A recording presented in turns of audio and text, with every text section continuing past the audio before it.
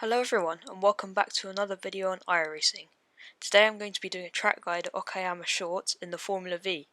If any points you're confused, there will be a full uninterrupted Hotlap at the end so you can see it in full motion.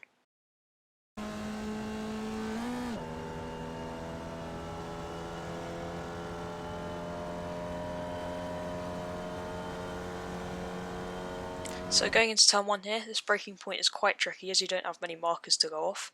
I used the tower on the left hand side. As soon as that starts to leave my screen, I brake down to third, coast into the apex and use all the curb on the inside, getting as close to it as possible.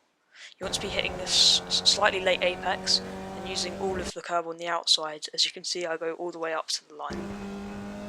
Again, for this corner, there isn't really much to go off for your braking point. I like to start turning in at the end of the dirt on the left hand side, and then braking as the wall on the right starts to leave my screen.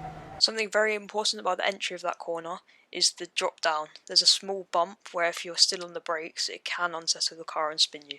Going to want to try and straighten the car up as much as possible before turning in again. You want to go right up to the curb. I do use some of the grass, but I wouldn't recommend it in race as the grip can be unpredictable.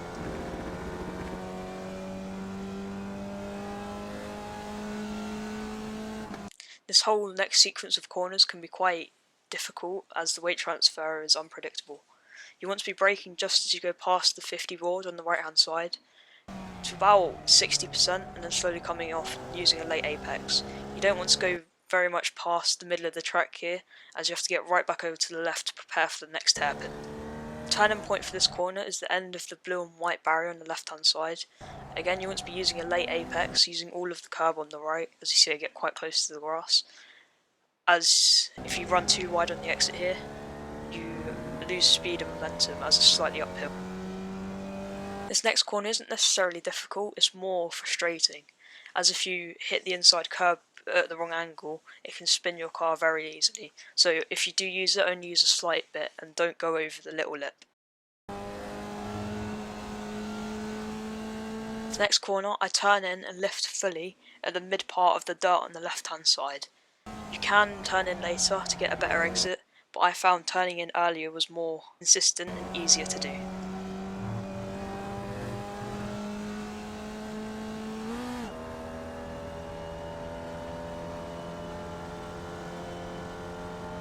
So that was one lap. One general tip I'd give for the circuit is focus on your exits more than your entries, as there are quite a lot of straights after slow corners. I will now leave you with the full uninterrupted hot lap.